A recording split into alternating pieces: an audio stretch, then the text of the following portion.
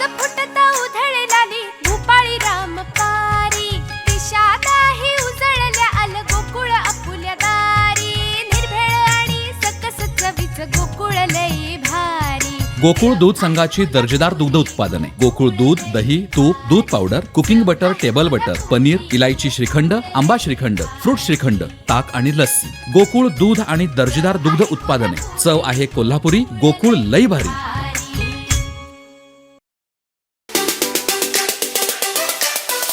खरं तर आई भराडी देवीच्या दर्शनाला ज्यावेळेला आम्ही येतो त्यावेळेला राजकीय जोडे बाहेर काढून येत असतो। केवळ राजकीय स्वार्थासाठी आई भराडी देवीकडे काही मागणं हे आजपर्यंत संयुक्तिक नव्हतं, आम्ही कधी केलं नाही।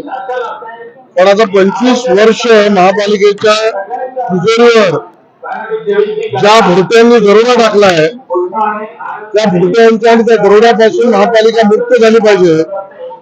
मुंबईकरांना सेवा सुविधा मिळाल्या पाहिजे, चाकरमान्यांना मुंबईतला सन्मान मिळाला पाहिजे, मुंबईकर नागरिकांना त्यांच्या करारूपाने जाणाऱ्या पैशाचा हिशोब संपूर्णपणे मिळाला पाहिजे, त्यांच्या खिशातून जाणाऱ्या मुंबईकरांच्या 1-1 रुपयाच्या बदल्यामध्ये मुंबईत चांगला सेवा निर्माण झाला पाहिजे।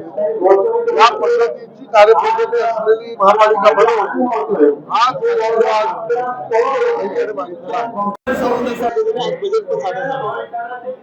एक सगळ्यात बरं की जे बजेट थोडं मला पाहायला मिळालं त्यामध्ये हे बजेट ठेकेदार आणि कंत्राटदारांसाठी बनवलेलं दिसत नाही।